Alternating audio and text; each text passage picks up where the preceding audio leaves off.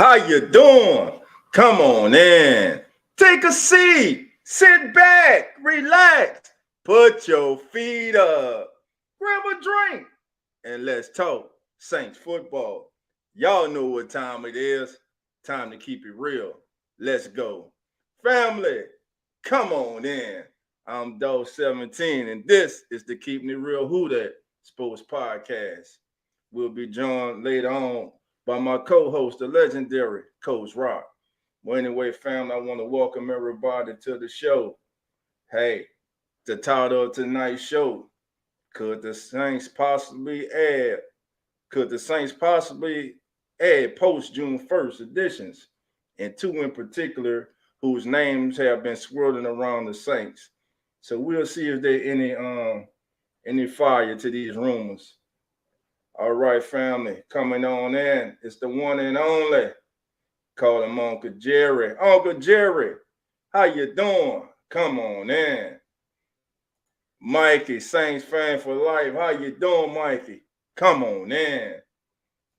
Trail 504. What's happening, fam? Come on in. G Reed 504 in the building, baby. G Reed, you already know. Come on in. All right. Dana, who that to you, my sister? How you doing? Come on in. All right. Yeah, man. I know who just got a real good guest on tonight too, man. Hey Jerry, do what you do, baby. That's why you are who you are. You know what I'm saying? The multitasker, baby. He's everywhere. All right, man. Thank you for being here, my friend. That's right, Mikey. Come on in, family. Thank y'all for being here. As usual, hope everybody's had a great day. Everything's going good. Hope you had a safe and enjoyable Memorial weekend. Hey, it's home day. It's Wednesday. After the show tonight, I'm going to watch my show. It's back on. That's right, your boy be watching Sisters, man. Hey, it's funny as hell, man. But look, anyway, family, let's get down to business, family. Let's get down to Saints business, family. So right now, the New Orleans Saints are in position, if they wanted to add a wide receiver to the room. But before we get to Hunter Renfrow and Shelby Harris, the Saints did make news today. The Saints signed former Pittsburgh Steelers tight end, Cleveland Brown, and Detroit Lions tight end, Jesse James. I think Jesse James' best seasons was with the Steelers when he was a member of the Steelers, and he was his quarterback was the future Hall of Famer, Ben Roethlisberger. It's a good addition to the room. A lot of people are speculating now who's the odd man out. Who's the odd man out? To me, what this could be signaling, family, is maybe the Saints could be. I'm just speculating now. Maybe the Saints could be moving Taysom Hill away from the tight end room. Now, I've heard some things about the Saints possibly wanting to get Taysom away from the tight end room, not just lock him down, because we know Taysom is just a football player. He's a jack of all trades. He's the utility knife, the Swift Army knife, as we like to call him, man. The kid's just a hell of a football player, you know.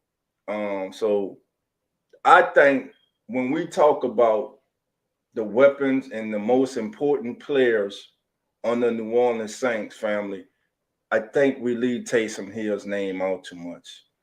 Taysom Hill is just as viable and important to this Saints offense as Alvin Kamara, in my humble opinion. Taking Taysom Hill's big play ability out of this offense hurts the Saints. Taysom Hill has at times taken over games for the New Orleans Saints. Think no other than 2 years ago years ago, that Minnesota Vikings game. Taysom Hill took over. He dominated. He forced his will on the game. So Taysom Hill, to me, I mean, we talk about Mike T, we talk about Alvin, we Shaheed, Olave. I mean, we're even talking about the rookies now. Jamal Williams coming in. We got the young running back from TCU.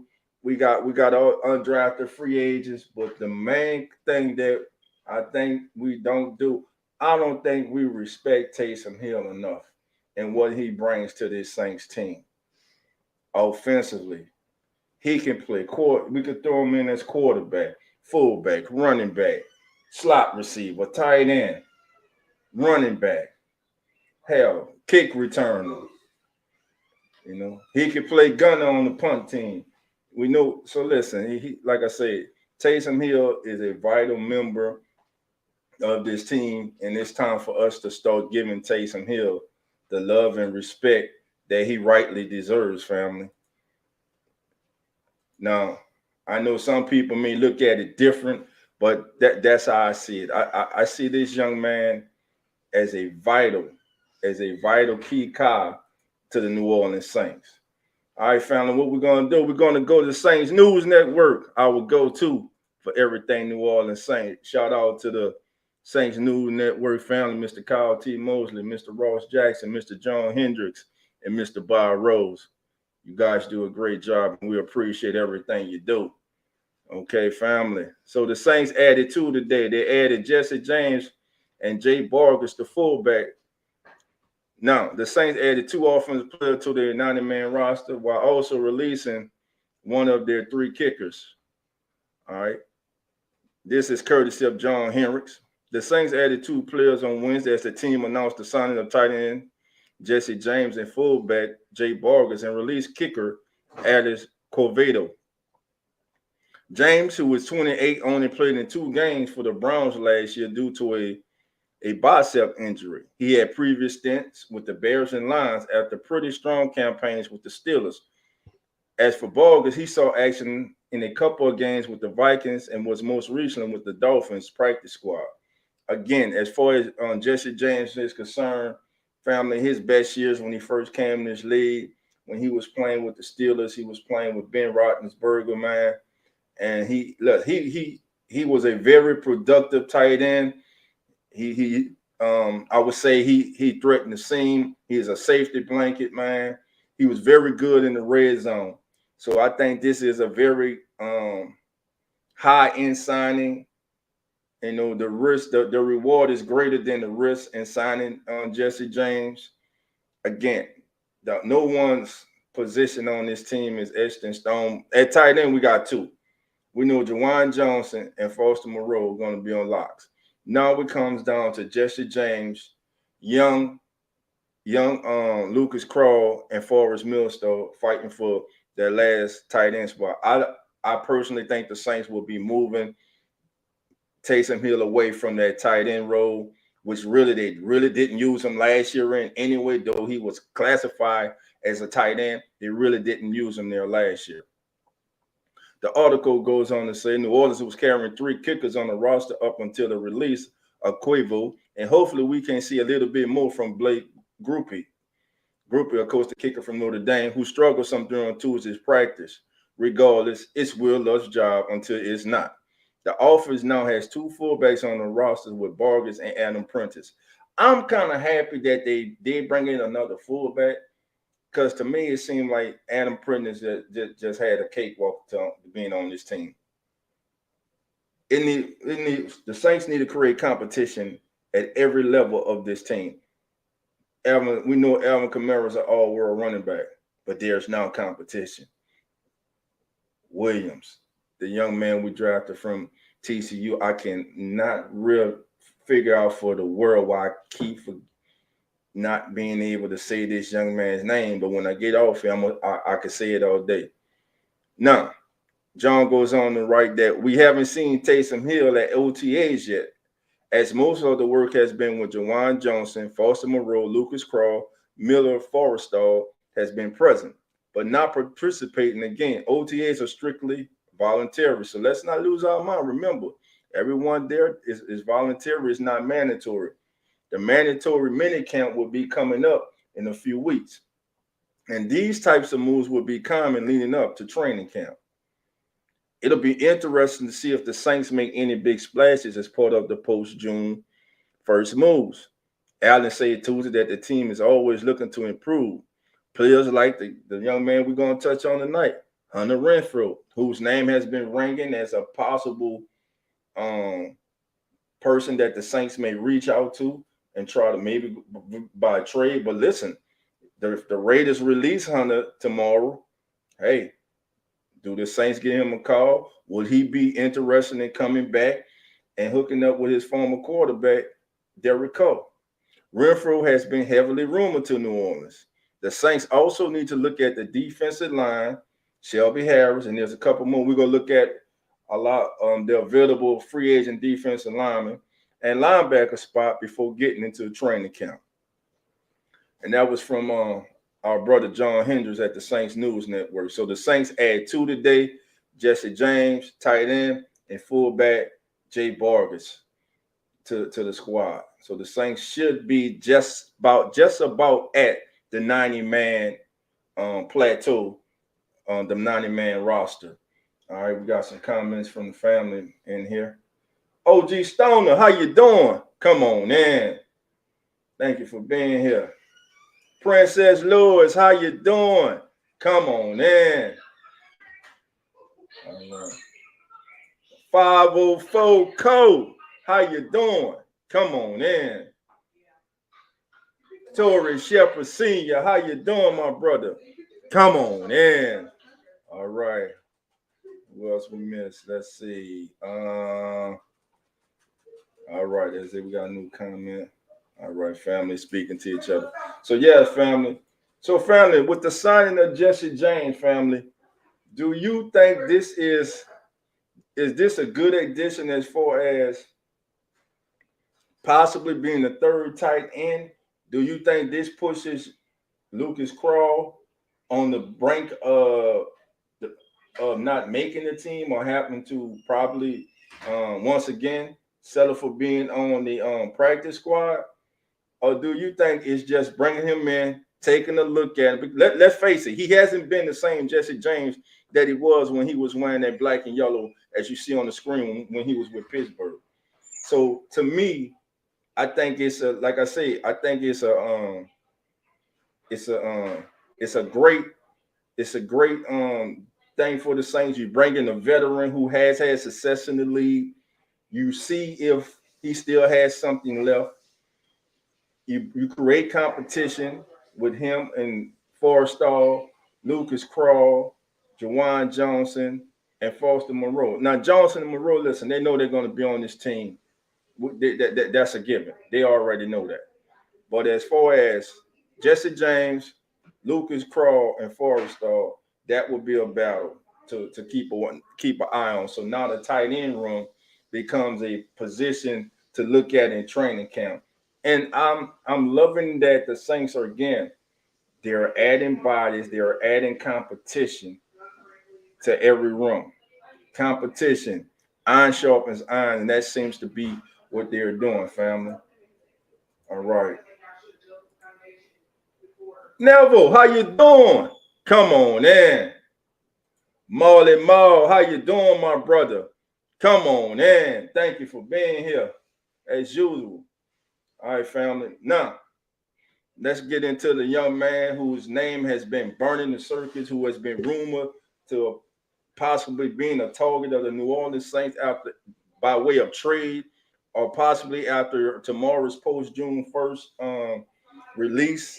When everybody starts releasing, a lot of teams will get a lot of money coming off their books. A lot of teams will get money. So you're going to see a lot of guys that we have known for months now that will be released. It will become official tomorrow. And those teams will gain a little cap space, a little more cap space to their cap. So with that being said, family, the first player I want to look at, family, let's go interior defensive line. Because I don't know about you, but me personally, I think The Saints still need to add bodies to the interior defensive line. And I'm not just talking about no, I'm talking about people who can come in and be part of a rotation and be competent, be who are professional, who are good football players. I'm not saying listen, ain't no Aaron Donald. We ain't gonna find no Aaron Donald out there right now. We want somebody who can come in here, a Malcolm Brown type or something like that. Someone who can come in, family, and get this thing going. All right, family, your boy and lost his let me get this back. Give me 1 second. But we need someone who can come in, family, be part of the rotation, and set the Saints and give the Saints another viable body, big body who's good against the run. Because listen, let's face it, we've been taking a step back. And like I said, when I was on the round table with Hoodie, TJ, and oh my God, my boy from New York, man. I apologize, my brother, man. I'm having brain freeze today, man. But anyway, family, I think the Saints run defense. Now, if you agree with me in the chat, I think the Saints run defense started to suffer. Think about this. I thought about it. When the Saints traded Malcolm Brown to the Jacksonville Jaguars, the Saints run defense has not been the same since they let Malcolm Brown get out the building. When they got rid of Malcolm Brown, the run defense started taking steps back, and then last year it was just unacceptable. We weren't used to seeing that. So, hey, I just think another big body is needed. We're gonna look at some stats on Shelby, see what type of season he had last year. Yeah, can't wait to see what goes down tomorrow and this right. Listen, a lot of stuff is going to start shaking, family. Like all these free agents that are left. You may see Frank Clark start to move. Who else is of course everybody's waiting to see what happens with D Hop.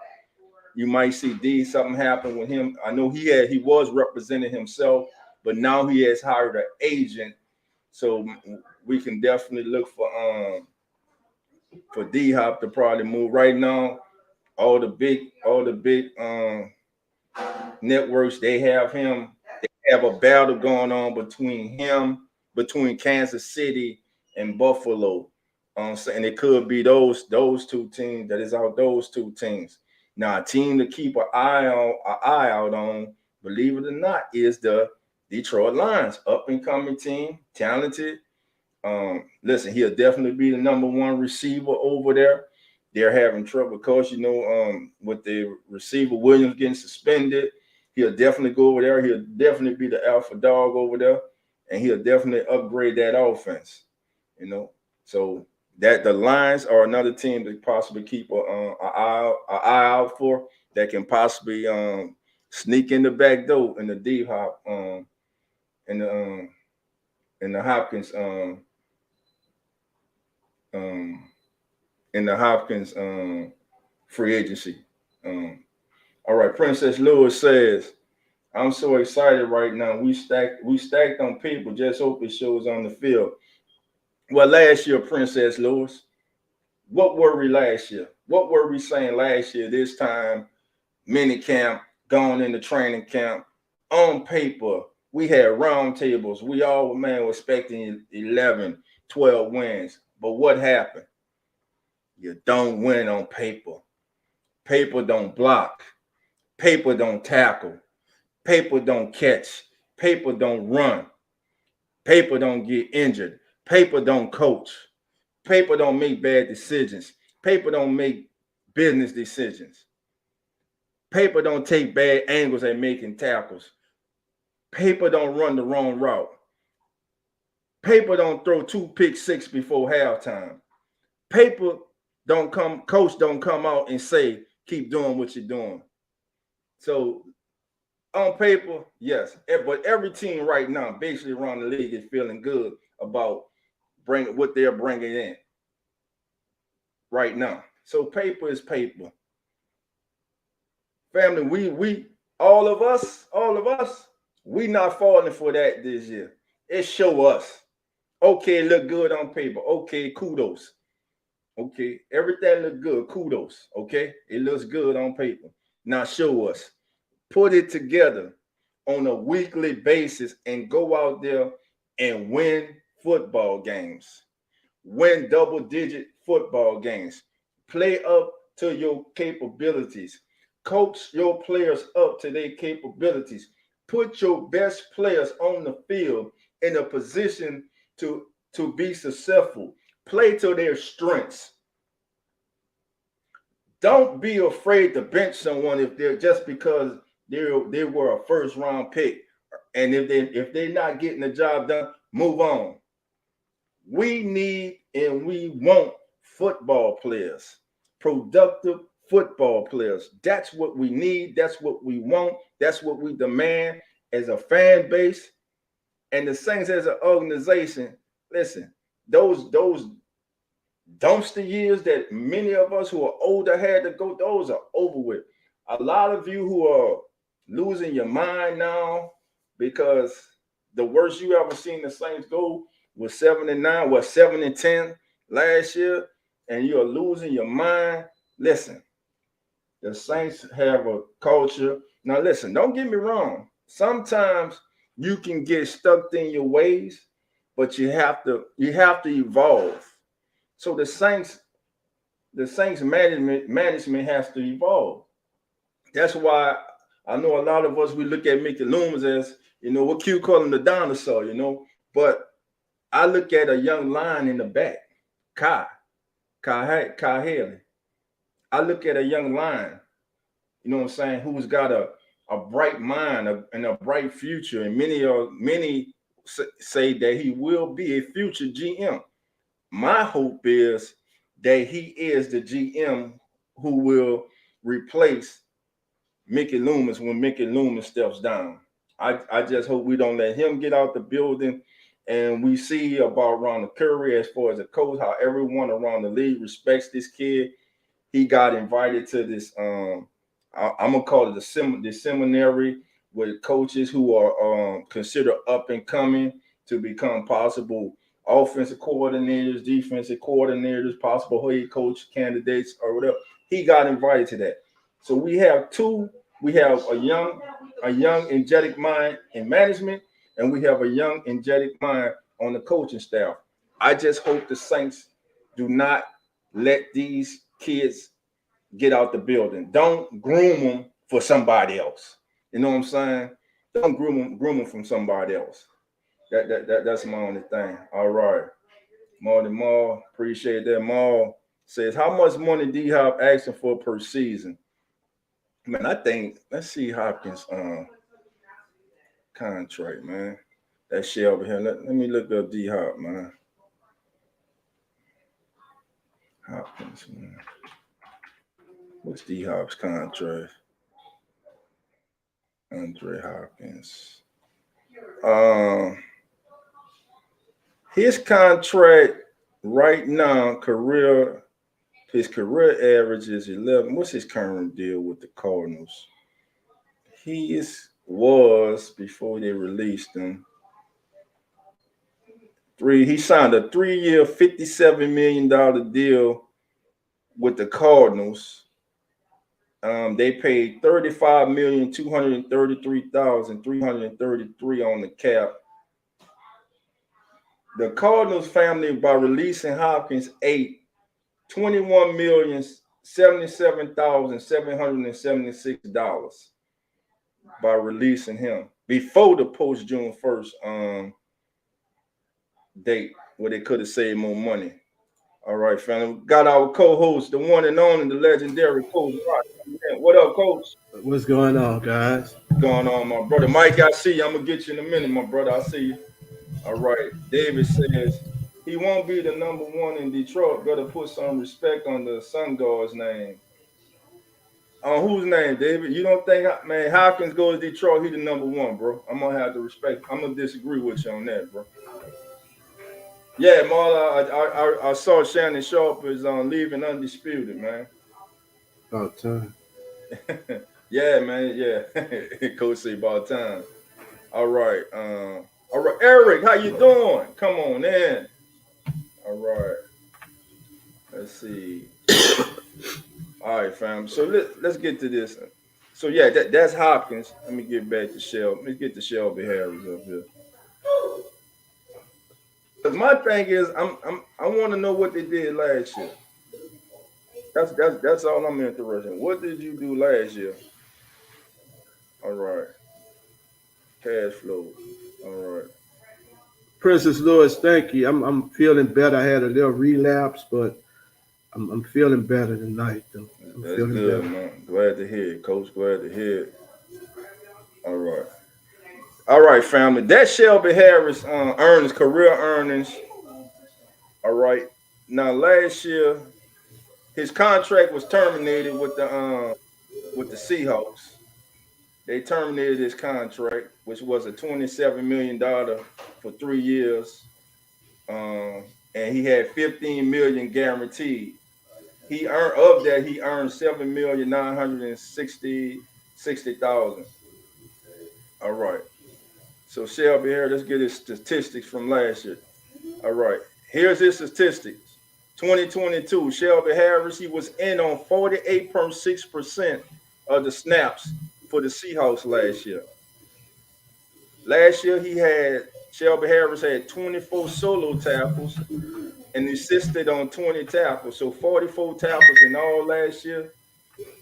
2 sacks from the interior defensive line for 17 yards. He had 5 tackles for a loss, and he had 6 quarterback hits. Now, he also had, believe this or not, passes defense. He had 4 passes defense last year. So again, we're looking for a rotational player who can come in, be stout against the run. I think this is Shelby Harris. Now, there are others out there besides Shelby Harris that possibly can be somebody that the Saints can look at. So let's take a look at the available. Let's go to free agency. All right, and go to free agency tracker. This off the screen. All right, unrestricted free agents. We'll go interior defensive line. All right, well that's getting coming up for us. All right, let me see. All right, all right. Tour rolling out to Lubbock, Texas, baby. Well, you doing some good riding tonight, man. Eric, you on that road, man?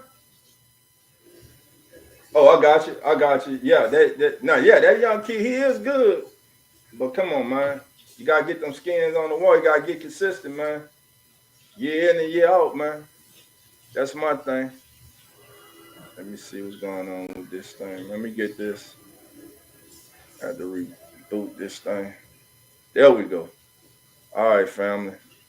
Let's get this up there for you. Again, let's look at other possible players that the Saints can possibly pursue on the defense interior. They go to unrestricted free agent. Now these family, look who number one who's still on the list. But listen, I just think the kid. I just think he's in his feeling. Akeem Hicks is still available. Akeem Hicks last year played 35.6% of the snaps for the Tampa Bay Buccaneers. Right. Current average per year is 8 million. He's averaging on $8 million a year. All right. Matt Lonadottis from the Panthers. He played in 55.4% of the plays for the Carolina Panthers last year, and he's only 29 years old, and he's averaging 5,900,000 a year. He's got 5,800,000 in guarantees. Now, William Golston. 32. I thought William Golston was a little older than that, but William Golston is still out there. I heard some family members last week talking about possibly Chris Wormley here. Interior this went 6'5", 298. Let's look at his stats from last season. Defensive snaps, 31.8%. He took 17.8% snaps on special teams. He had 16 assisted and 13 solo tackles last year. So he only had 29 tackles. He pulled the Marcus Davenport with half a sack, but hell, he's an interior defensive lineman. So he had a half a sack for 3 yards. Tackles for loss, he had 3 tackles for a loss and only 1 quarterback hit. Productivity doesn't seem to be there from last year with Chris Wormley. All right. So let me go back. Let's go. Now let's take a look. Linval Joseph. Linval Joseph is 35 years old.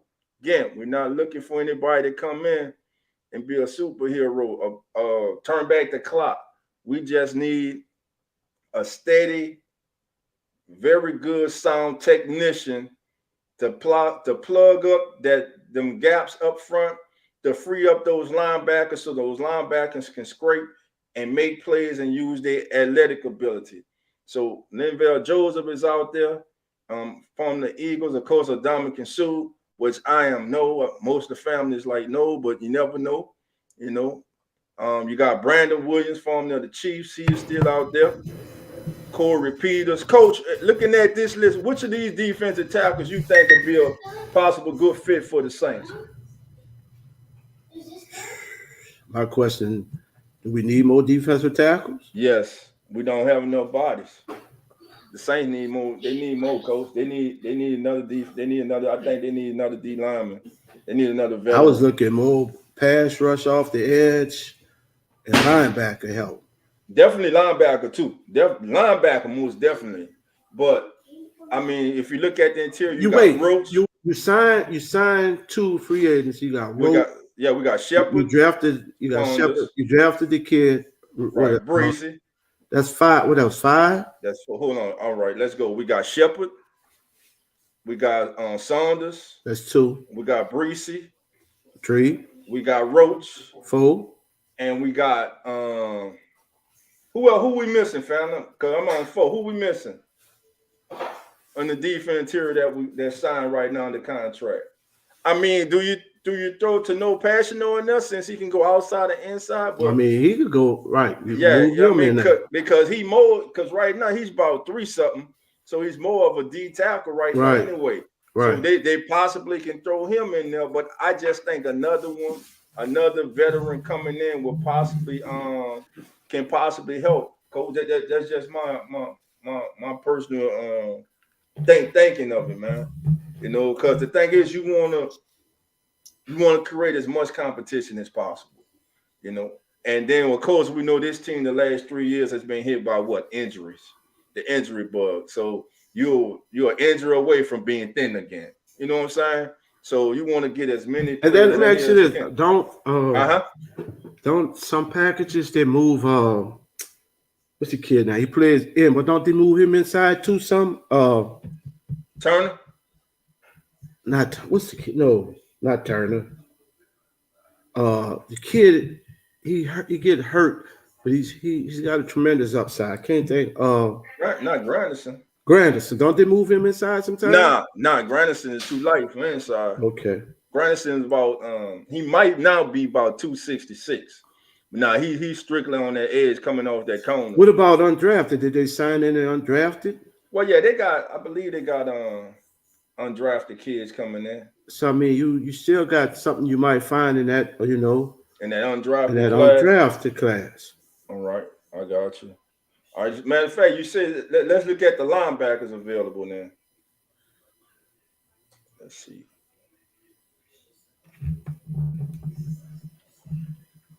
All right. Unrestricted linebacker, free agents. Well, first top of the line, there you go, Deion Jones.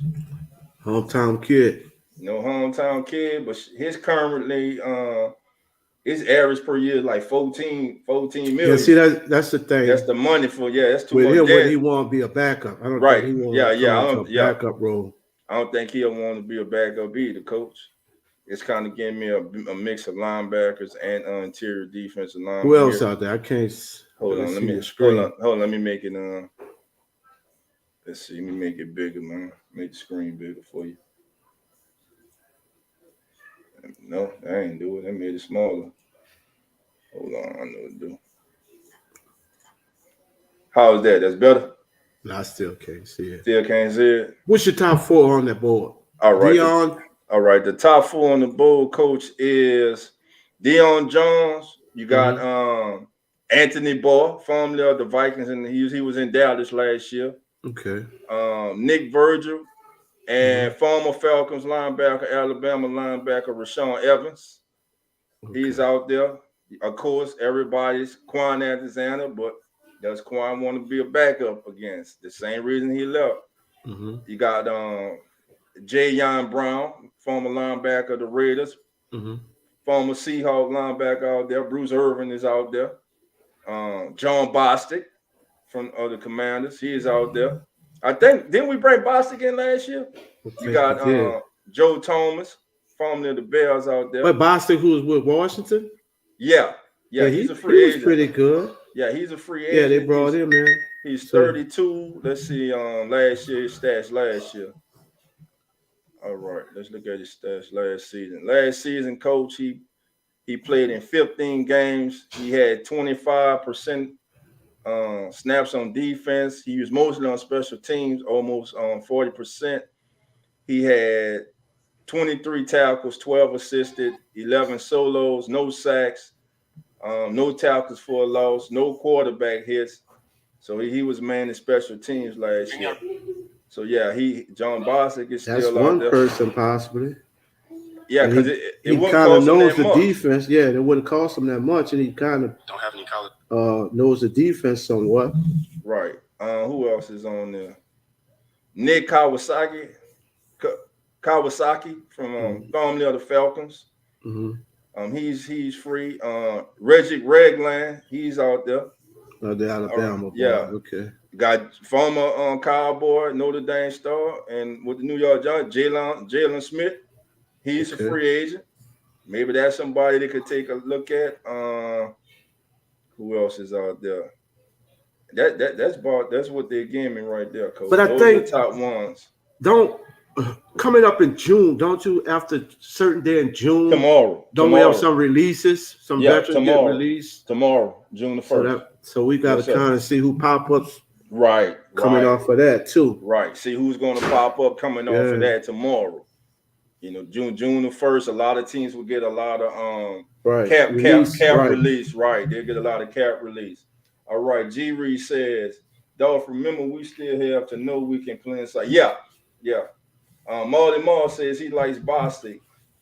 All right. David says, I don't care about defense. Better get some O-line reserves before we repeat last season again. I'm with you on that, man. The kid we just drafted in the 4th round, he's already hurt. He's already having ankle surgery. Word is he's supposed to be ready for training camp.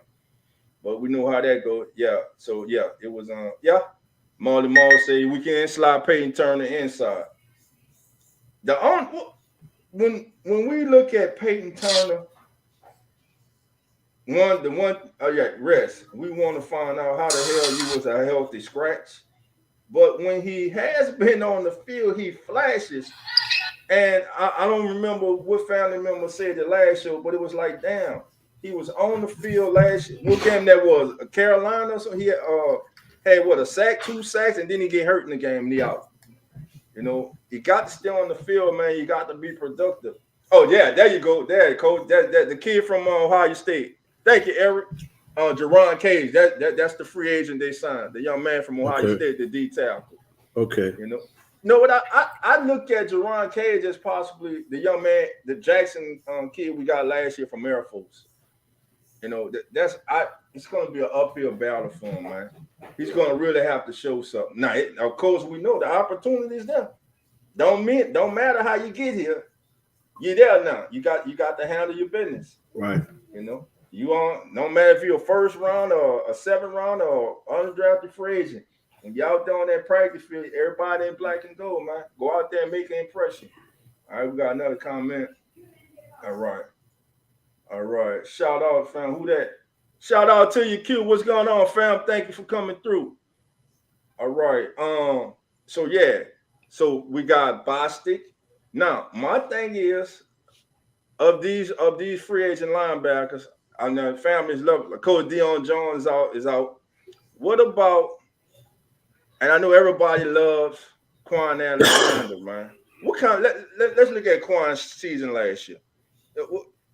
I think Quan played all 17 games last year too.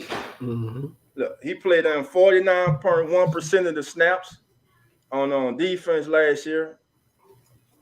He had 42 solo tackles and 27 assisted tackles. He had a half a sack for 1 yard. He had 6 tackles for a loss, 2 QB hits, 1 pass defense. He didn't have any intercepts, and he forced 1 fumble last year.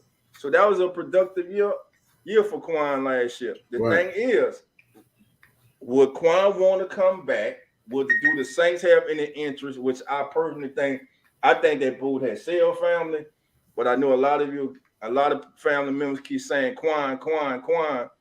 But I don't know if the Saints feel the same way, family. I don't know if they feel the same way. Let's see. Now, Coach, you say possibly the edge too, right? Yeah. You think another. All right, let's see. Unrestricted free agents still out there on the edge. All right, on the edge. First up is the veteran Robert Quinn is still out there. Yeah. And of course, everybody's favorite. Listen, Yannick Ngakoue, all this kid does is get 8-9 sacks a year, every year, since he's been in the league. Every year. Now, the reason for him not sticking is because evidently he's horrible against the run. I mean, he's not horrible, but it's not his strong suit. But let's look at last year. He played in 64% of the snaps on defense. He had 18 solo tackles and 11 assisted. So he had 29 tackles, Coach, and he had 9.5 sacks last year. Okay. For 62.5 yards. He had 8 tackles for a loss. He hit the quarterback 16 times, and he forced 1 fumble. Listen, 9.5 sacks. I would love the Saints to go out tomorrow and make this addition. You know, listen, if that put him what he do best and he rushed the pass, put him out there. Put him out there, man. So Yannick Ngakoue is out there. Let's see who else out there for us. Let's see. All right, family. We got Uncle Jerry, Mike. Welcome to the show. All right, Rashad Evans. Okay, let's look at Evans, D. Let's take a look at Evans, the linebacker, Rashaan Evans. Uncle Jerry, Mike, how y'all doing tonight? Doing good. Doing great. All right, man. Welcome to the show as always, fellas. Thank y'all for being here, man. Let me go back to these linebackers, unrestricted. Let's go to Evans. Rashaan Evans last year with the Falcons. He played in all 17 games. He played 98% of the time he was on the field for him.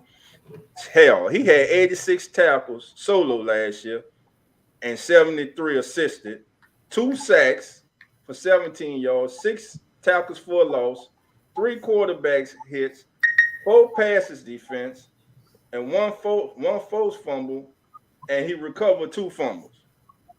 Hey D, that's a hell of a call right there. That'll be a very good addition right there. Now, does he fit? Would he fit the same system? Is he like what is he? Is he a will coach? Is he a strong? I don't know what Rashad is. I think he's more of a weak side backer. Okay. Than more for speed, I think. Okay. But he is very productive, man. Strange to see him still out there. Like I said, at tomorrow and Friday, look for a lot of movement to start around the league, fam. A lot of movement go start. All right, let me see. So him. Yep. What about we got Anthony Barr out there? Who else? Tanner Vallejo from the Cardinals. Okay. Wouldn't cause much. Kind of season he had. All right. Basically, he's a special teamer, but wouldn't cause you much to bring him in. But I think if the Saints could bring that. D, that's a good call with Evans, man. That was a good call. If they can possibly do something to get Evans in here and bolster that linebacker room, man. Yeah. Now we all know they are high on Jackson. That ain't changed. Right. That ain't changed. They are high on that kid. But another veteran linebacker to go with Jackson, Anderson, the kid from Vanderbilt. Now, with let's say they do sign, if they were to sign Evans, will this now force the Saints to use Zach Bond more for what they drafted him for as more of a pass rusher this year? Because my thing is right now, how they if the season was to start today, blah blah, he will be playing the position Caden Ellis was. So now he will be asked to rush the passer. So of course that was his strength coming out of college, but of course the Saints try to convert him into something he wasn't, and it's taking him some time to adapt to it. He hasn't taken off like many anticipated or thought he might. Right. But I think that was also had to do with coaching. Now, David says, all right, he plays inside linebacker in the 3-4, but could play well. And I heard that Dennis was talking about doing a mixture of 4-3 and 3-4 this year, as far as of course the nickel they play. So you never know, man. It could be. David said, I don't see how Bond makes the team with the draft picks and free agents coming in. I mean, Bond had his moments last year. What Bond has become, he has become a very solid special teams core player on special teams. And you don't miss a good special team player until you don't have them and your special team unit is out there sucking. And cause you a game or two. Then you start, man, what's going on with the special teams? Why we let this go? Why is this player not out there? What happened to this player? I mean, so it goes hand in hand. But I think they like Zach Bond more than we do, family. They see him every day. Go ahead, Jerry. I think they need to keep Zach Bond for like one more year. That's what I think. Just give him another year. Just give him a shot. Agreed. Gotcha. Marty Moore said Dennis Allen trying to get rid of Peyton Splills. That doesn't fit his system. Hey, it's his system. Smart. If I'm going down with my guys. Right. I'm going down. I want my guys. This is my system. I've got an idea how I want to run my team. You know what I'm saying? Sean Payton. Matter of fact, man, Payton, don't mention Sean Payton on here no more. He gone. Them days over with. He dead. Yeah. He dead. He gone. Not literally. I don't mean the man. This shit go viral. They say, I don't literally mean the man dead. You might well call him the Denver Saints over there now. Out of sight, out of mind, man. You know what I'm saying? And we got the plan. We'll deal with it then. But this is all about Dennis Allen. It's all about win now. The pressure is on. They cannot afford to have another season like they did last year. They have to have a successful season this year. Have to get, in my opinion, they have to win more than 10 games. They should win more than 10 games. But it all comes down to staying healthy. Dana said, "Dead, I'm dying." It just came out, here. Ash and dust it up, man. That's over with. You know what I'm saying? All right, fam. So let's get down to Hunter Renfrow. Hunter Renfrow has been rumored for months as being a possible target of the New Orleans Saints. We know he played with Derek Carr with Vegas. They seem to have a good chemistry. So I wanted to go back, and what I want to do, I want to look at let's look at Hunter Renfrow last year, family, game by game. All right. Week 1 against the Chargers. In this game, he was targeted 6 times. He only caught 50% of his passes. He caught 3 passes for only 21 yards, averaged 7 yards a catch. His receiving yards per target, he was targeted only like 3 yards down the field. So it was very dink and dunk with him in week 1. Now, week 2 against Arizona, He was targeted 10 times, came up with 7 receptions for 59 yards. Receiving yards per reception, he was at 8.43, so almost 9 yards a catch. He didn't have any touchdowns, but his catch percentage was 70%. All right, and he down his yards per target per pass attempt was like he caught it like 5-6 yards down the field. Okay, now he was inactive weeks 3 and 4. Week 5 against Kansas City, the Chiefs. Hey, he was perfect. He was targeted 4 times. He caught all 4 passes for 25 yards, for 6.25 yards per reception.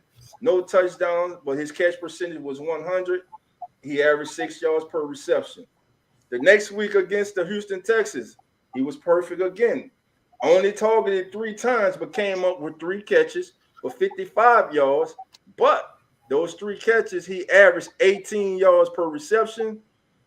So back-to-back weeks 5 and 7, he didn't drop a pass. Every ball came his way, he caught. So next week, we all remember this week, he was targeted 2 times in the dome. He only had 1 catch for 6 yards, and we know why, baby. You know, we just put it on him that day. You know what I'm saying? Now, the next week against Jacksonville, he was targeted 4 times. He had 3 receptions for 26 yards for 8.67 yards per reception. His catch percentage was 75%. So he averaged about 6.5 yards per catch. He also in that game returned 3 punts. This is something that he also brings if we sign him. He also returned 3 punts for 29 yards and averaged 9.6 yards per return. Now, for the next 5 weeks, he was inactive. So I don't know if he possibly was injured or he was out.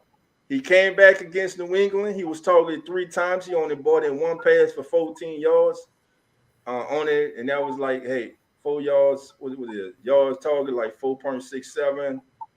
He again returned 3 punts. This time 3 punts for 20 yards in this game. The next week against the Steelers, he was targeted 7 times.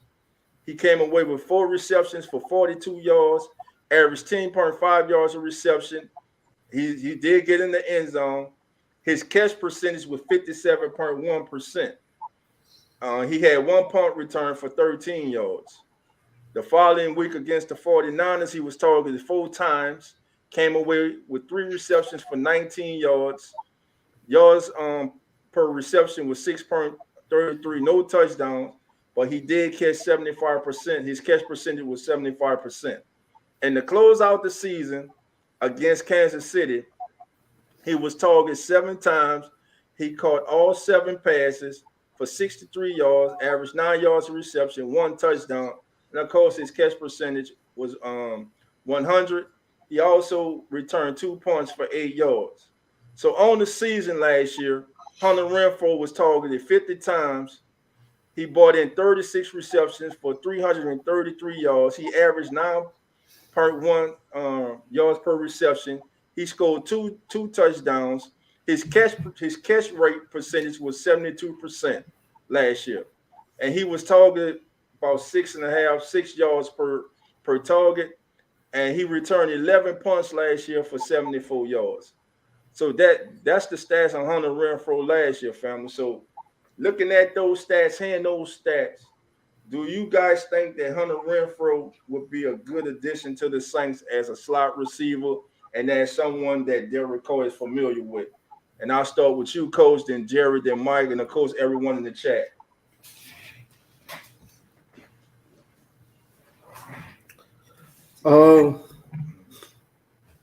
Renfrow. Yeah, Hunter Renfrow, man. I mean, it never hurts to add more depth to the receiving core. And you know, with me, everything is at a bargain price. So, but then they would have to make a trade, wouldn't they? Well, no, because he's scheduled to be tomorrow a post June 1st. I mean, if he's released, I mean, if the price is right. Right. That's the thing, because I think they were trying to, and if anybody out there from the Raiders is listening, let us know if we're wrong. But I think the Raiders have had been trying to possibly seek out a trade for him, but nothing came to fruition. So from what I'm hearing, that they're ready to release him tomorrow. Okay. He's going to be on June 1st. The price is cut. right. If the price is right. All right. All right. G Reed says yes, I'll bring him in. Dana says yes, bring him in. Okay. All right. Okay. Listen, it can't hurt, man. It can't hurt to bring him in at all, to bring him in. So, Coach, besides David is making good good accusations tonight. He's right. And I'm with him. Offensive line, man. It's, to me, Coach, there's just something that's missing on that offensive line. Eric also says yes, bring him in. All right, E. Be careful on that road, man. Keep it moving, baby. So I don't know if it's because of the injury history of Pete and now Ruiz coming back from an injury and Ramczyk not being Ramczyk for the last 2.5, 3 years. I think the Saints may need to go out and look for a right tackle. I think they may bring one of these guards in. Let's go. Let's see the guards that are free right now. Unrestricted What free. What about a trade with Ruiz? But who you go trade for? I mean, I don't know what tackle might be out there. Somebody might have some depth and might be trying to move on from, I don't know, with some teams might have some solid depth at tackle. All right. These are the top free agent right guards available now. All right. You got former LSU guard Trey Turner. He was with the Commanders last year. Only $3 million a year. You got Laurent Duvernay-Tardif from the Jets. $1,120,000 a year, zero in guarantees. And you got Michael Schofield from the Bears. So of these three, so you got those three available at right guard. Let's go right tackle. What right tackles we got? You got George Fant, who was with the Jets last year. Jesse Davis of the Steelers. Chris Hubbard of the Browns. Veteran Tom Compton. So you got a lot of veteran right tackles out there. Jawan James, Marcus Cannon, formerly of the Patriots.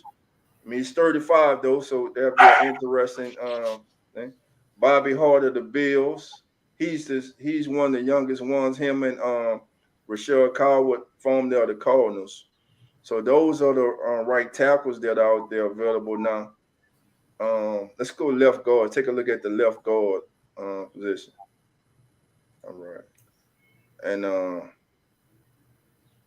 Roger Safford of the Bills, Justin Pugh, Dalton Risner from the Broncos. Dalton Risner is just 28 too, Coach.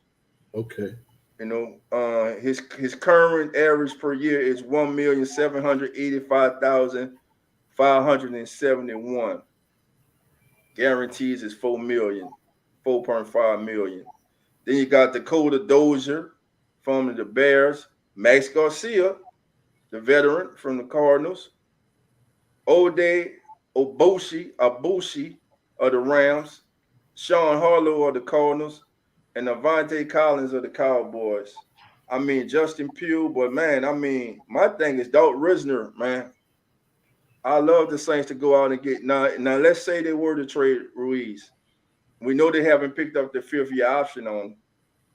Listen, sign a veteran like Dalton Risner.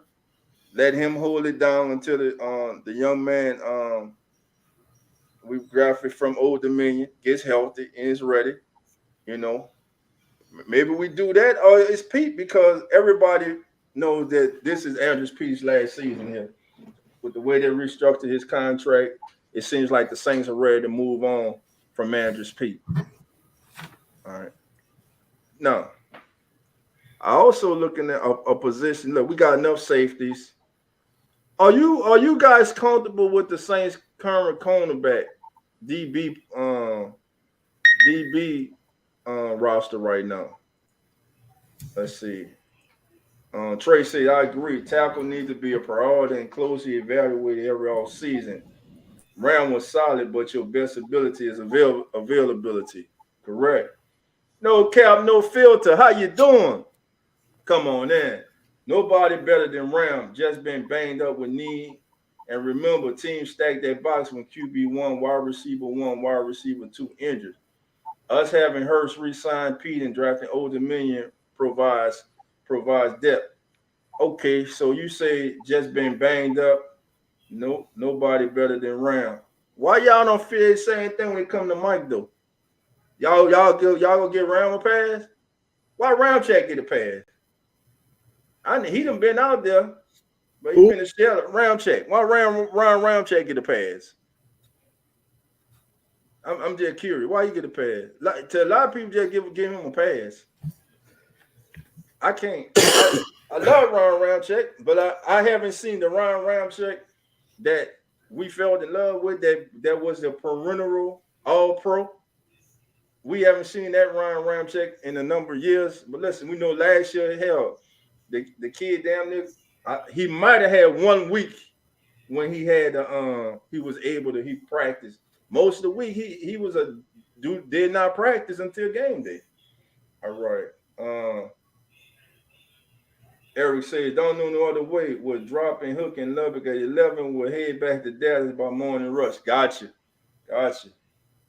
Yes, sir. Watch them DOT, baby. Watch them DOT. All right.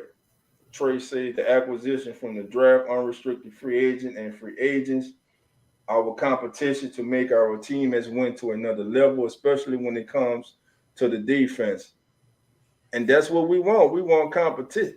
Saints gonna have to let go some talented players, not just the Saints, but every team around the league. How you doing?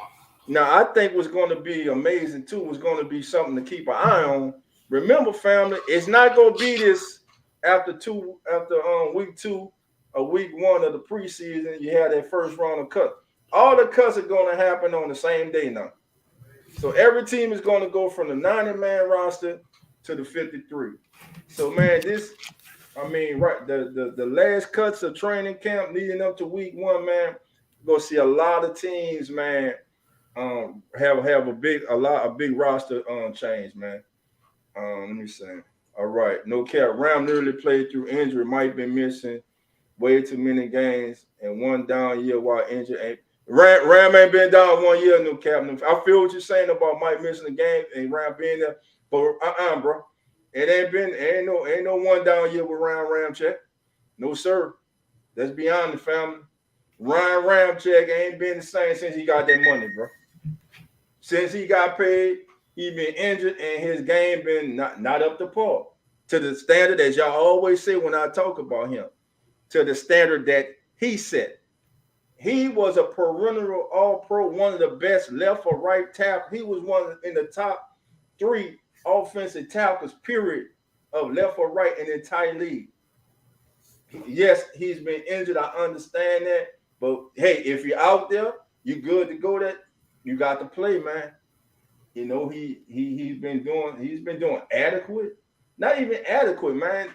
I mean, at times, like he had his moments, but nah, man, Ramczyk done had more than 1 down year. He done had a couple down years, fam.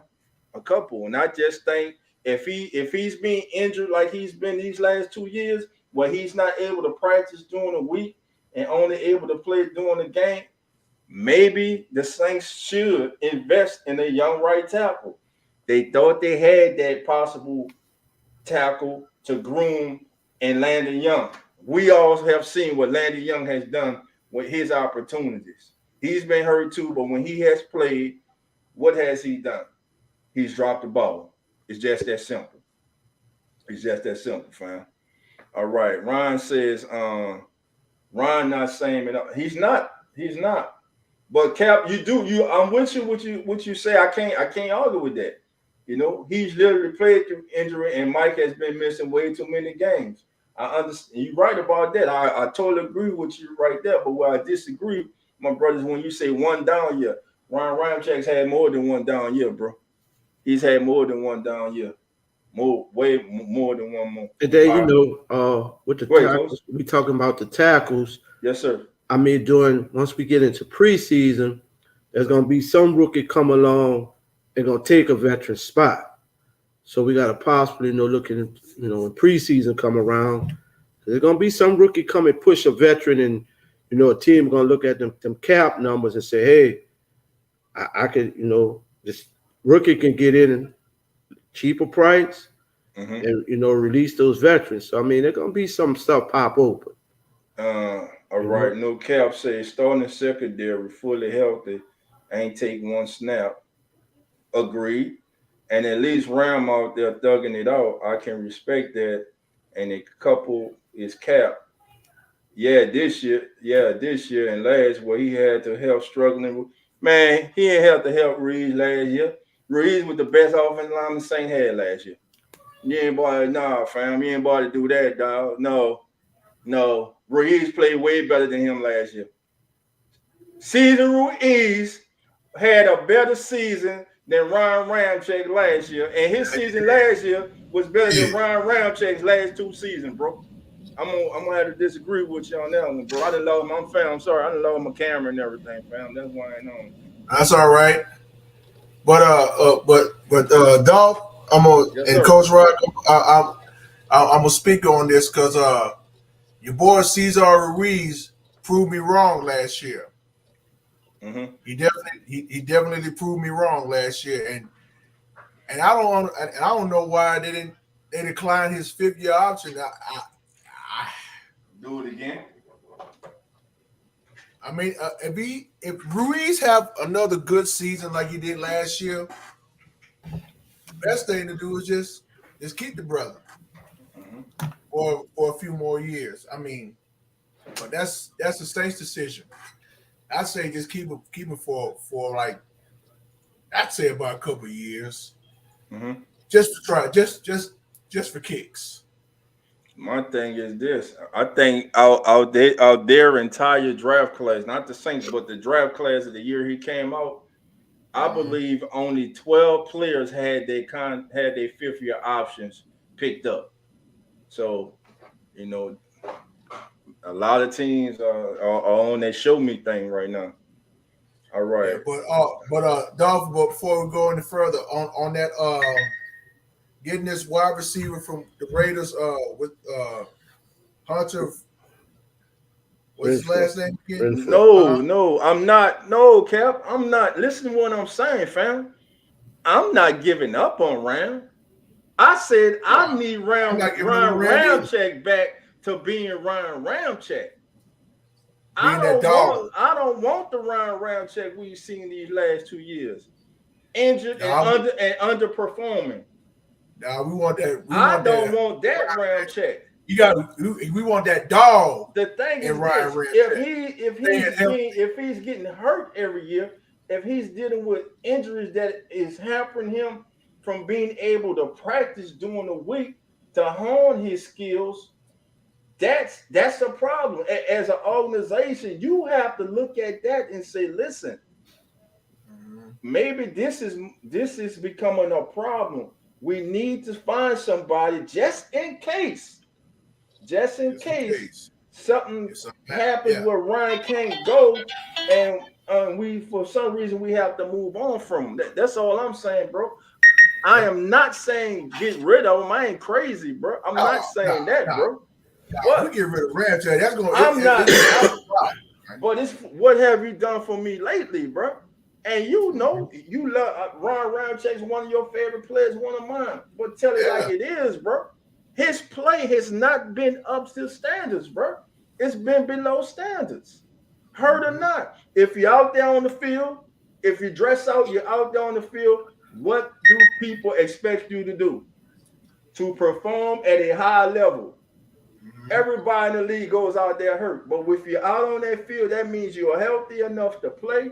And everybody expects you, bro, to play and be productive. That's all I'm saying. Now, hey, dog. Hold on, Jerry. Hold on. And then I'm going to let you go. What I'm saying is this. Ryan, I'm not saying Ryan was trash or not anything like that. I'm just saying, bro. Compared to what he was, how his career started, when how he earned that big contract, how he earned the accolades as being one of the top offensive linemen in the entire National Football League.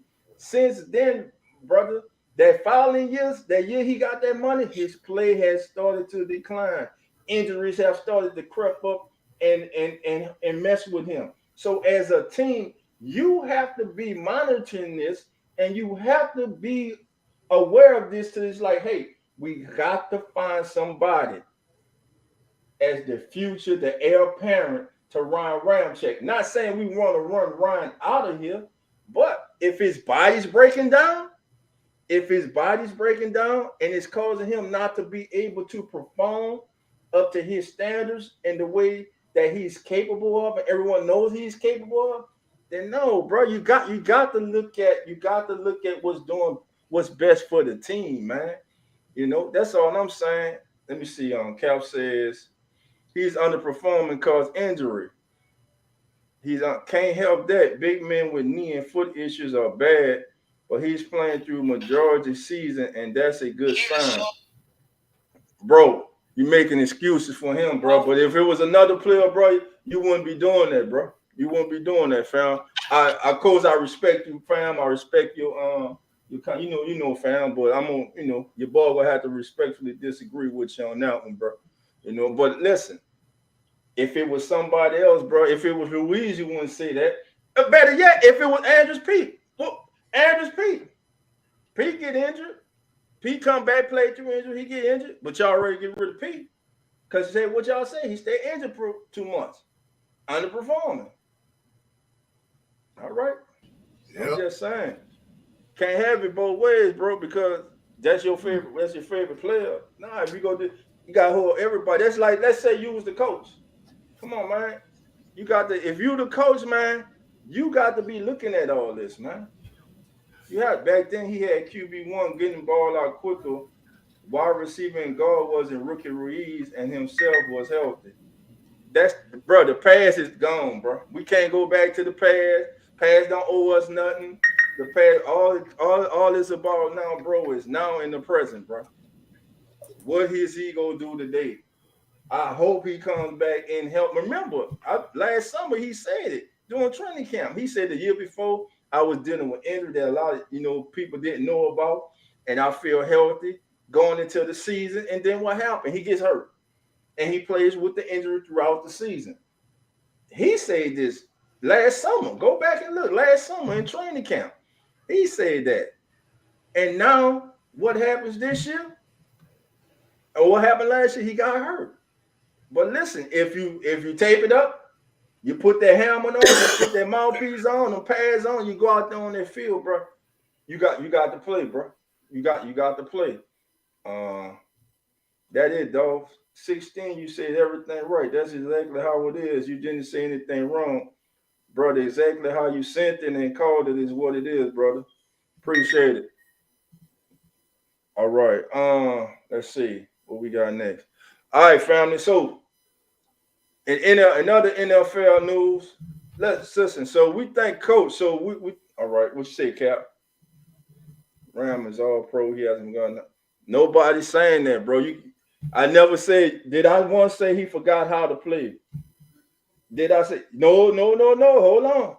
Hold on. We say Pete, and Pete never been a fan of. He's soft and pass block and run and screen. He's good, but pass he gets punked and teams attack him.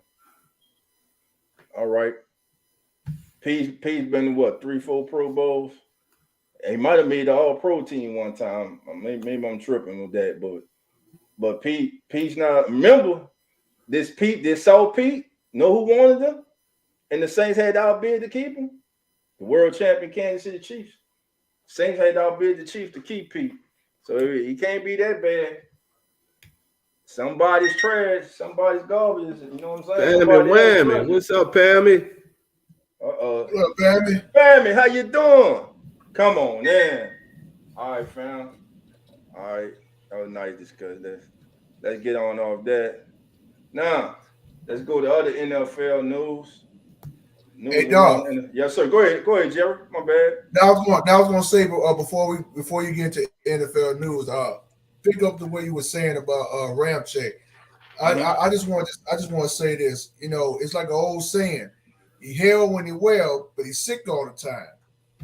And you know he'll some games he'll be healthy, some games he won't be, but he give it his all. And on that wide receiver you talking about, go ahead. Yeah, I'd say go ahead and bring him in. Go ahead and bring him in. Got you. That's what I say. That's all I got. Now, what to me and coach and everyone, to me, bringing in Hunter Renfrow will be the Saints' first legitimate slot receiver since Lance Moore and that went to Baltimore. Y'all know what I'm talking about. Willie Snead. Yeah, Willie Snead. So I think Renfrow will be the first. Yeah, there you go. Print somebody's trash. Yeah, there you go. There you go. You can't do that, bro. You can't do that. It's been too long. The family ain't hear from you, bro. I don't care if you got to come on here for 1 minute. Link, bro. I'm about to put the link in. We got to hear from you, Wallace, bro. I'm putting it in right now, bro. Put it in. Now, we got to hear from Dolomite himself, bro. It's been too long, bro. Been way too long. Been a long time. Shouldn't have left it without a dope beat. Let's go. All right. Let's go. Hey, I got a question. Go ahead, coach. So, do you think the Saints are possibly going to? I'm lost for words tonight. The backup, not the tight end, the quarterback moved the tight end. To me, the move today of signing Jesse James, I think the Saints, and I believe Mike Detillier. What's the kid? What's his name? You talking about Jesse James? Who they signed? No. They moved him to tight end. He comes in and runs. Juwan Johnson? No, the backup. He was the backup quarterback. They tried him starter. What's the kid name? For who? The Saints? They put him in with that Wildcat. Taysom Hill. Taysom Hill. So you think are they gonna possibly trade him or no? What you think his role gonna be now? No, when I started the show, I said it. We as a fan base, we totally undervalue the importance of Taysom Hill. So that's what I'm saying. What is gonna be his position? Coach, the same has been the jack of all trades everywhere. What he does, being a utility coach, they had him slotted as tight end last year, right? Yeah, but what I'm saying, because they didn't really have nobody behind Juwan Johnson. Now you've added Jesse James. You brought in Morrow. Good. He good. You've added some tight ends. That's what I'm saying. You have to look at I don't think they're gonna do all that Wildcat with Carr now. They're not. I don't think they're gonna do all that Wildcat stuff. So that's what I'm asking. What is really redefine? What is his role now? You've added running back depth. So what is really his role? Everything for the salary he's making. Everything. Quarterback, running back, special teams, everything he's been since he came onto the scene. Nah, you can't. Hey, dog, 17. Let me interject he's on what. He's a football player. You have to have redefine the NFL positions, bro. You can't just say everything, though. There's no player everything. Coach, the kids play quarterback. He played that because of what the Saints. The kids play running back. He played this because the Saints didn't have depth. They didn't have depth at quarterback when they moved him there. They were looking for answers. They didn't have depth at tight end. They were looking for answers. They didn't have depth at at running back. They were looking. So now you've added some more pieces. So what is his role? Because you can't tell me he's going to do all that for the type of salary he's making just to come in and do Wildcat stuff. Oh, just special teams. No, he's going to be more involved in offense like he was, man. They're going to have him all over the field. He's going to be lining up all over the field. We'll see. All right, fam. Hey, he jumping there. He jumping in. Let's get him. Go ahead, Jerry. He's in. Now I was just gonna say, what Coach Rock was saying, you know, adding the new tight ends to go along with Juwan Johnson and Foster Moreau. I mean, think about it, because you're in that red zone, and you're gonna have to have all the guys that you need. Like if you're gonna try to make a run, try to get in for a touchdown. Think about it, like Juwan Johnson and Foster Moreau on one side, then you got Jesse James and another tight end on the other side.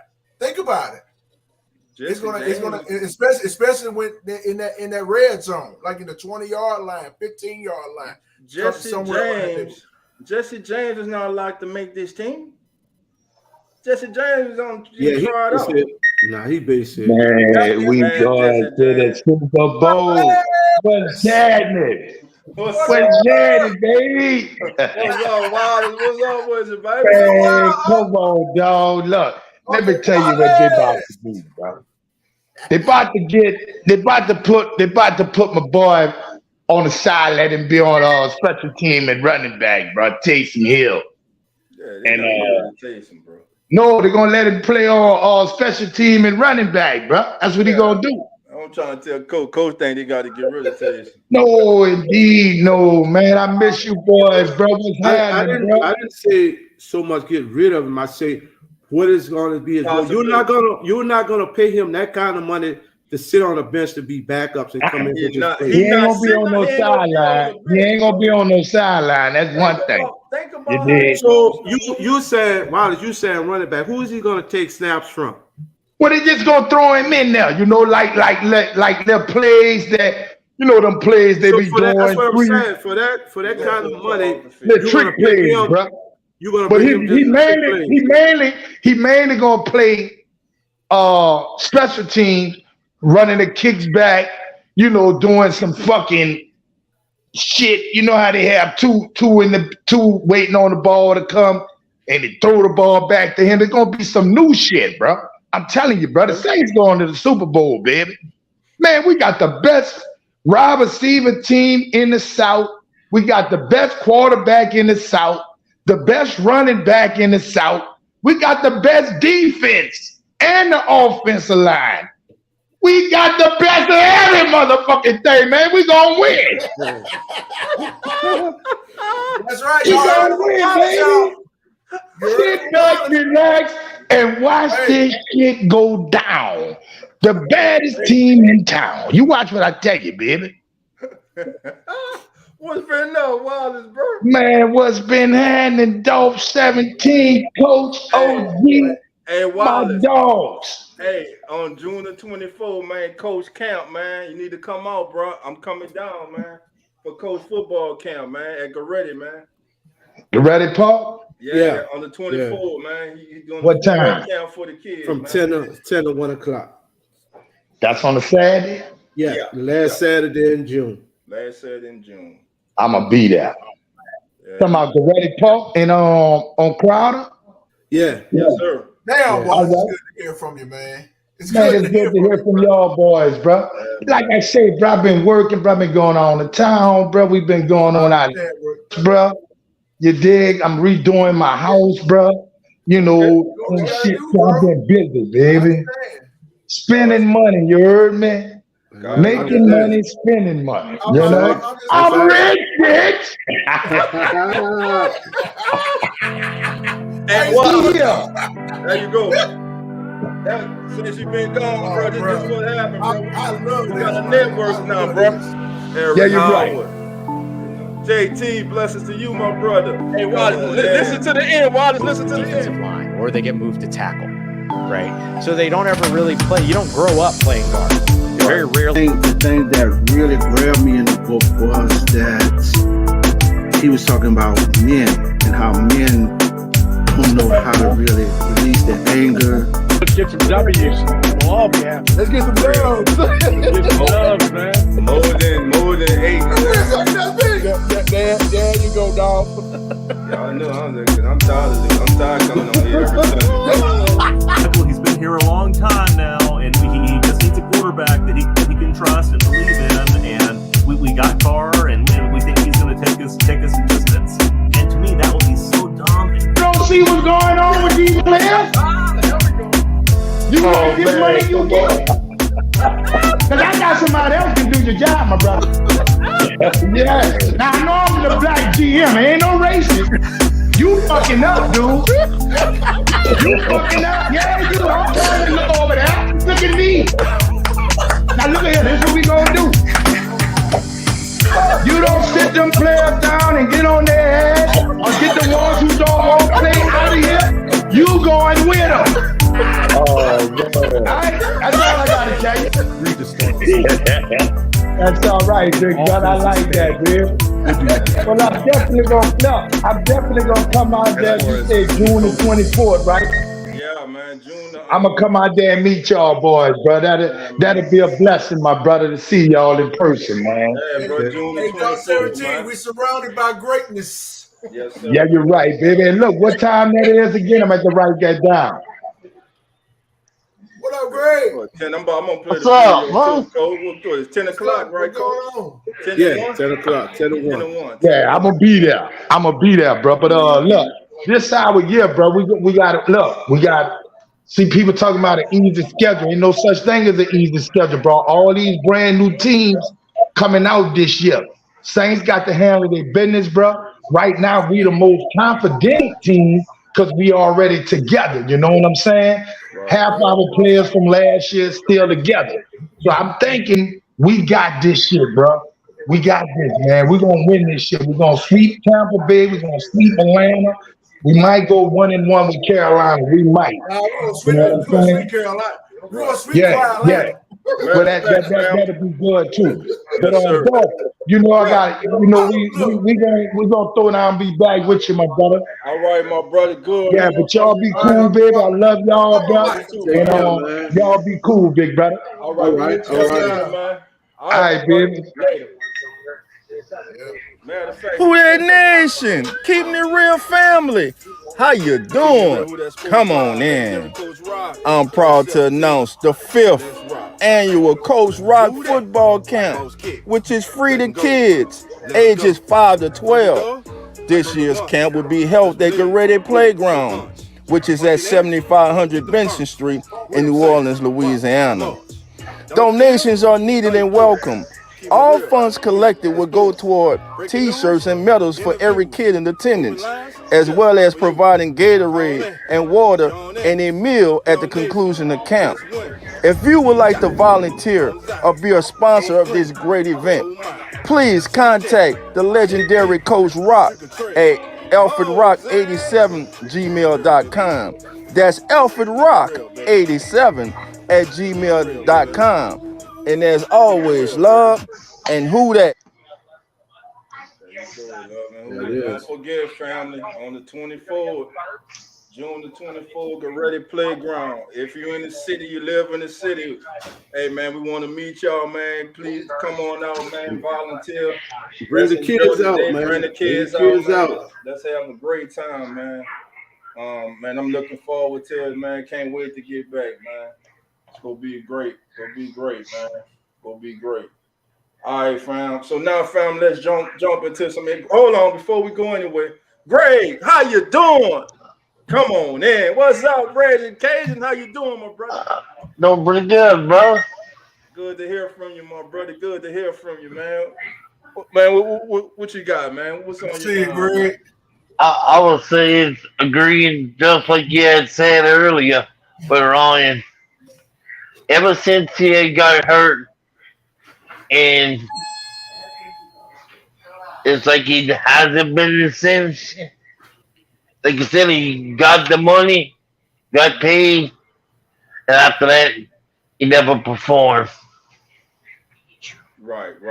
That's all I'm saying, man. I just think, injuries and, of course, injuries hamper his performance. But again, if you strap it up and go out there on the field, if you're good enough to go out there, man, you're good enough, they expect you to produce, And like I say, it's not like he's been horrible. He's nowhere close to trash. It's just he hasn't been playing up to, like No Cap said, that all-pro caliber player that we know that he is and has been in the past. Hopefully he can get back this season to being that player. He can have a fairly healthy season, And that's a unit. As I've stated before, hopefully the Saints can get at least 13 to 14 games out there starting offensive line this year, because this team has been hit by injuries so hard the last 2.5, 3 years. So that's my thinking on that. And No Cap agrees with you, Coach. He thinks because the big contract Taysom has, especially once AK back, that it'll be run for him and tight end. So we have two good ones, but I see Taysom on special teams and then red zone a lot. Yeah. Listen, Taysom got a nose for that. Man, Taysom is one of the best weapons the Saints got on his team. And he is. He one of the best weapons they got on this team. Taysom can take over a game. Taysom has taken over a game. He has. He has been the man. He has outshined all the stars at times. That's what I'm saying, Coach. So now, could they? Who knows, Coach? Anything's possible, but I don't think with the signing of Jesse James that means that they're going to possibly consider trading him. I think it's them bringing in, now having 3-4 liable, real tight ends. Now they can be able to use Taysom Hill in different areas of the field. Are you going to redo his contract now? Everybody, Taysom Hill does not have $100-something million contract. Everybody stop. There were a lot of void years. Taysom Hill, I got to go back to the episode. Ross Jackson broke that down. Taysom Hill never received a $100 million contract. It was not $100 million. He did not get $100 million guaranteed, or 80 or 70, $60 million guaranteed, fam. That did not happen. So if that's what a lot of people think, that's not. You know, the Saints had about 4-5 days. You know how they put those void years on the end of that contract, man. Nah, man. Taysom Hill. Because I remember when he did it, everybody was like, wow, they gave the backup quarterback who don't start. Well, I mean, that make more sense to me now. I don't know. I thought his contract, that made more sense. But what I was looking at was just the base. I thought he was making that kind of money. I just didn't see it. Right. You know, with all this to add on. But if he's not making that, I mean, that makes more logical sense now. Right. Let me see. You know, and another thing is about Taysom Hill. I mean, he's good. Don't get me wrong. But a lot of times, whenever he starts playing, you can tell it's like willpower. He really wants to win the game. He's not just coming just to come on the field. You know? Right. All right. Like sometimes you get it. Like AK, he'll run like 10, 12 yards, but he don't have, like, how do you say it, like the momentum like Taysom Hill's doing. All right. You know? Right. So this year, Coach, if you can, let me get this. Let me get it on the screen for y'all. Let me get this out the way. That's Taysom Hill's contract right there, Coach. 2022. His base salary is $1,100,000. So 1.1 million. Okay. All right. And that's what he's guaranteed. His cap number is $5 million, right? Next year it's 1,000. It goes down to 1,080,000. 2024. Now this may be where they do something, but guaranteed. He's not guaranteed no money in 24 and 25. Then 26 and 27 void years. You see what I'm saying? Okay. So he'll never see that. So he's not hurting the Saints this year or next year. Now 24. Well, 24 next year, that'll be something different. But no, his cap situation is not what people thinking. Like he's going to be getting $70-80 million dollars or anything like that. Hold on. Look like he's saving a lot. Right. Yeah. JT, how you doing? Come on in. All right. What's going on with you guys, everybody? No. Yes, sir. How you doing, Jerry? All right, Coach. Yes, sir. All right. Come on in. Man. Doing all right. Yeah, man. So what's your thoughts on the topics we've been talking about tonight, JT?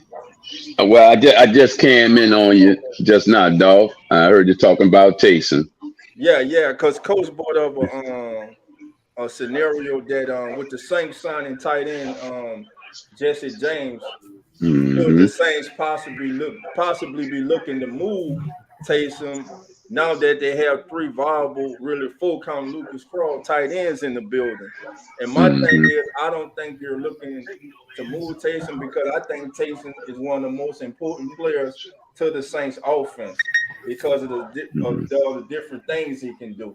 And at times he has been a person that has shown that he can literally take over a game for the Saints. Yeah.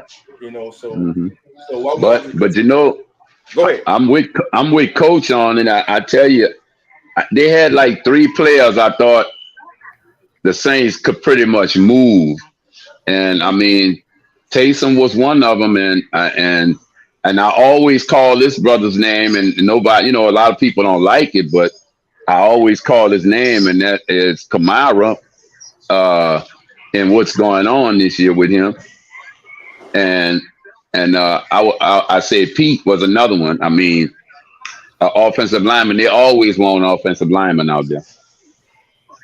Right.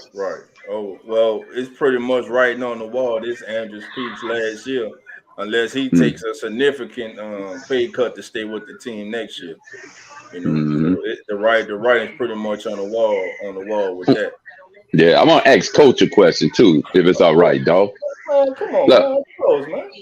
Yeah, hey, look, Coach, let me ask you this question. This player that's on the Saints team, he's been with them like I think this is third year, and he was a number 1 pick.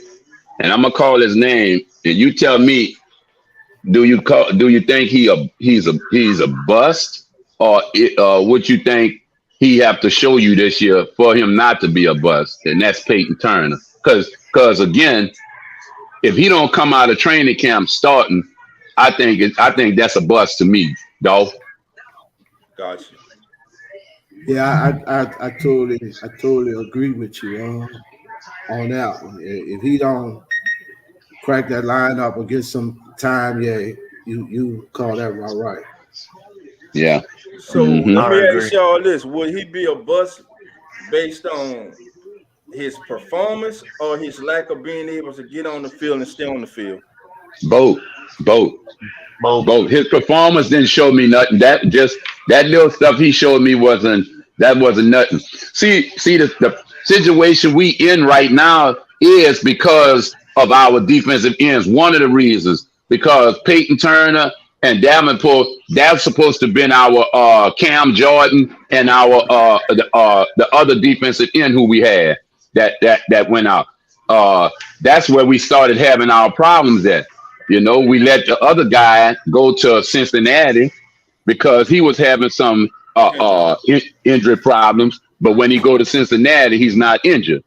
And then he's doing 15, 16 sacks in the season, you know? And that's the problem we in right now. Now we're trying to salvage the fountain of youth for our defensive end over there, Cam Jordan.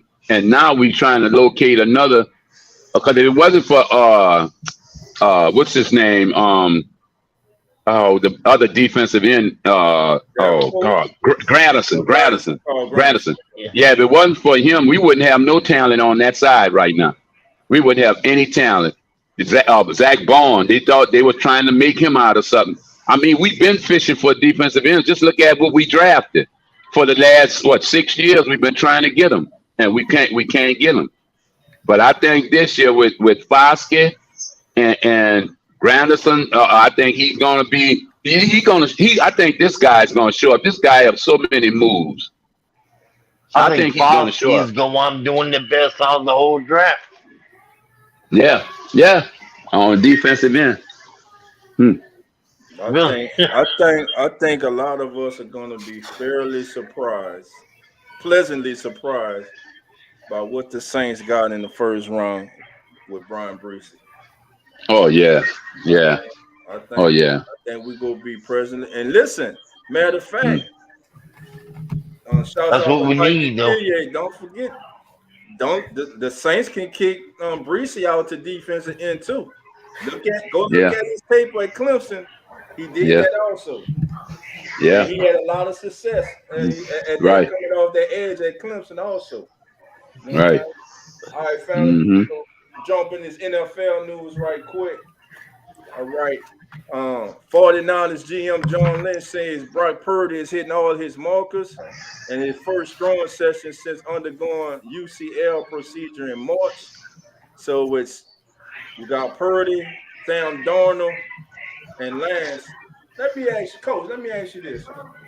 Being that I think Shanahan is one of the brightest minds offensively in the NFL. Uh-huh. I heard somebody else say this today, and I'm gonna ask your opinion, everybody on the chat and in the chat. Do you think Coach? I think Sam Darnold. If Sam Darnold starts, I think this Sam Darnold have his best season as a pro with Mike Shanahan. That's how good of a coach I think. I don't know about that. That's a tough one there. Okay. That's a tough one to call. Okay. JT, Greg, what's y'all thoughts? OG. Yeah, I don't think that is a tough one, but I don't think he'll have his best. No, I don't think so. Not Sam Darnold. Sam Darnold to me now is a journeyman. I mean, he's just a journeyman. Coach, you all right, bro? No, I'm cramping up, man. My arms. Oh, all right. This medicine I'm taking, that's why I'm. Oh, all right. Man, it be having me cramping, and my right arm is just cramping all over the place. All right. Here's the voting. Top offensive rookie of the year candidates. Who y'all got? They got B. John. They got Bryce Young, Quentin Johnson, Jahmyr Gibbs, my favorite, Jordan Addison. I'm gonna say Jahmyr Gibbs, C.J. Stroud, Anthony Richardson. I'm going CJ. C.J. Stroud. Yeah. I'm gonna rock with Jahmyr. Yeah. CJ. I'm gonna go with that. I'm gonna go with that little running back too, Jahmyr. Yeah, I'm gonna go with Jahmyr Gibbs on that one. Yes, Gibbs too. Hey, everybody in the chat on this list, who y'all got, man? Put their number in.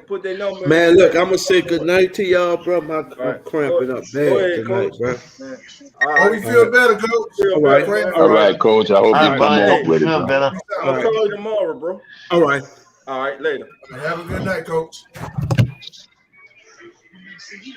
All right, Mhm. so Jahmyr Gibbs on that list. All right. Most seasons with 1,600 receiving yards in history. Look who's number one. Justin Jefferson. The great man. And look who he's above. Hall of Famers. Johnson, Hope, Crazy Man, Megatron, Jones, Marvin Harrison. All right, see, he's going with Eric Quick and CJ. Yeah, man. Hey, dog, Yes, sir. did Marvin Harris's son get drafted in the draft too, or No, did he wait for come next out. year? He come out next year. This is last Oh, year. okay. Yeah, he in the 2024 draft. Yeah. Okay. A lot of teams He- waiting for him too. He nice. Is he a sophomore or a junior? He's gonna be a junior. Okay. Yeah, he's gonna be a junior. All right. Okay. Now this list here is courtesy of CBS Sports.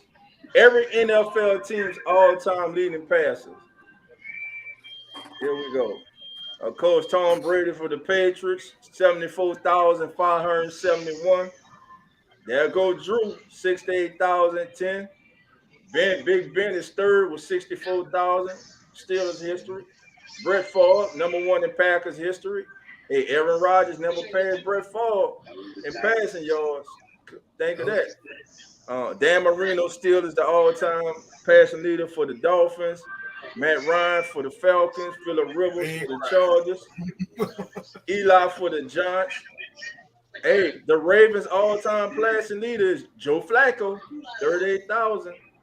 The Lions' all-time leader is Matthew Stafford, of course, Elway with the Broncos, Peyton Manning, 54,828 for the Colts, Russell Wilson, all-time passing leader for the Seahawks with 37,059, the great Jim Kelly for Buffalo, 35,461, Derek Carr, Raiders all-time passing leader with 35,222. That's right. Derek Carr has passed for more yards in his career than Hall of Famers Joe Montana, Warren Moon, Fran Tarkenton, Broadway Joe, but it was a different time. Joe Theismann. All right, Jim Everett leads the Rams all-time list. Man, looking at this list bring back memories, man. Man. Yeah, long time. Man. So that's the all-time passes leaders list, man. Get that off the list so everybody can see that film. We go get a full view of it there. There y'all go. So y'all see that entire list there. Who on that? What on that list? Anybody on that list surprises you? That y'all didn't expect, that looks out of place on that list?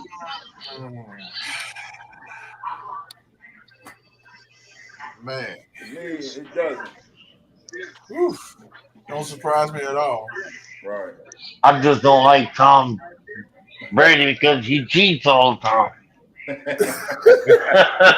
Greg, you could have said it any better, bro. Man, don't cheat all. He don't even deserve to be on the top 3. Nah, Cheat man, boy, y'all. Man, Y'all know, hey, Greg, you know how we feel about Tom Brady. Man was just Greg, great. you know how we feel about him. I know, So, JT too. I know how y'all feel, bro. The man was great, though, man. All right, fam. Tomorrow night, game 1, NBA Finals. That's the schedule. Game 1 tomorrow night, ABC. The Heat against the Nuggets, man. Once again. Well, yeah, I put. The Heat are What'd you coming in say? as underdogs. All right. Once again. So my thing Heat. is, I think it's going 7, fam. You think so, though? I think it's going. Listen, the Nuggets. To me, the Nuggets have been the best team from wire to wire the entire season. They've been the most consistent team the entire season. I think the lowest they ever felt in the West or in the NBA was 3rd. Oh, man. And listen, they got one of the greatest players of all time on their team, man. The Joker, that guy is just that good, and he was a 2nd-round pick. Again, it don't. So man, look, it don't matter what they find you, bro. Once you in the building, you just got to handle your business. Go ahead, OG, JT, great. Now I'm just gonna say about this series right here. You got to understand that Denver has been in first place in the playoffs, the whole playoffs, and they got a squad, bro. Cause I don't think Miami got a standing chance against this team. Because the Nuggets, they are loaded, bro. I mean, especially with your boy Jokic. Yeah, they got Jokic. Well, I tell you, ridiculous, bro. Well, I tell you this too, Jared. If Denver be up 3-0, they not letting nobody come back. Denver ain't gonna they won't let them come back. Not like the Celtics did to Miami. So that's out. That's out. So Celtics, if Miami won't take something, they better take one of these 2 games right here. Yeah. I'd say this game goes by at least 5. I'm not gonna say that's what I'll say, 5. Either go 5 or 6. That's the best I can do. I say 4-2. I say 5. Tyler Hero back too. The guy coming back. Tyler Hero is coming back. Well, then they're gonna change everything. Because now you got another player that can create his own shots. Right. And create for others. So Tyler Hero is coming back. Listen, the Heat, man, they're scrappy. They're a well-coached team. I think Eric Spoelstra is one of the greatest coaches in the NBA. Yeah. And is one of the best all time. Yeah. The man's a hell of a coach. I'll say game 1, Denver Nuggets. Game 2, Denver Nuggets. Game 3, Miami. Game 4, Denver Nuggets. And then Game 5, they go close it all out. So you think they go give a gentleman sweep 4-1? Pretty much. Gotcha. Now, dog could be right because this thing could go to 7, and and Sunday, June the 18th, that's Father's Day. That'll be a good treat right there if that happens. But if Denver win those two, Listen, all Miami has to do is get one. The force to Game 5. If they win one game in these first two, we guarantee the Game 5. right, You know right, what I'm saying? So it right. will at least go 6. That's what I said. So, That's what I said. It may go at least 6. Might be like a 4-2. yeah, 4-2, something like that. Yeah, 4-2 or 5-1. 4-1. Gotcha. Well, look, fam, I want to thank y'all for joining me tonight. And my co-host, the legendary Coach Rod. Coach, feel better, man. I'm going to call you tomorrow, man. Check on you. I want to thank JT. I want to thank Jerry. I want to thank Greg. I want to thank No Cap, No Filter. Hey, fam, love you, man. Love the dialogue. Eric, David, Princess Lewis, Ryan, Marley Maul. Like we always say, though. Wallace, like we always say, Pammy, Whammy, Trey, Big Bro. Who else I'm forgetting? Eric Howard, G. Reed, 504 Coach, David Jones, Troublesome Davis, what we call him. Never Lewis. Yeah, man. Bring Malcolm Brown back. That's what I'm saying. I run defense. Been sucking ever since Malcolm Brown left, man. And with that. Look, man, I want to thank all y'all, man. I love all y'all. Listen, we'll be back Friday night, man. I'm working on getting us a special guest. If not on Friday, hopefully next week. But look, man, everybody have a good night. Y'all stay safe. I'll see y'all Friday night, man. And y'all know how we get out of here. Love. Yes, sir. And yes, sir. And who that? Yeah, you're right. Take it easy, fellas.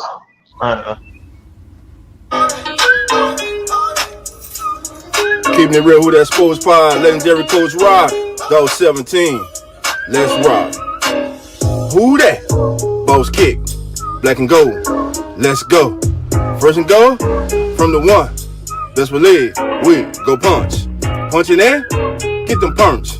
With them Saints, watch us march. Down the field, down your throat. Keeping it real, Who That Sports. Breaking news, interviews, open lines just for you. Call in, join in, Pale Nation, just win. B.I., Mount Zion, Coach Green, oh my, CJ, JV, Trick or Trade, Jose. Keep it real, baby. Keep it real, baby. Keep it real, baby. Keep it real, baby. Keeping it real, family. How you doing? Come on in. I'm proud to announce the 5th annual Coach Rock football camp, which is free to kids ages 5 to 12. This year's camp will be held at Garetti Playground, which is at 7500 Benson Street in New Orleans, Louisiana. Donations are needed and welcome. All funds collected will go toward t-shirts and medals for every kid in attendance, as well as providing Gatorade and water and a meal at the conclusion of camp. If you would like to volunteer or be a sponsor of this great event, please contact the legendary Coach Rock at alfredrock87gmail.com. That's alfredrock87@gmail.com. And as always, love and who that?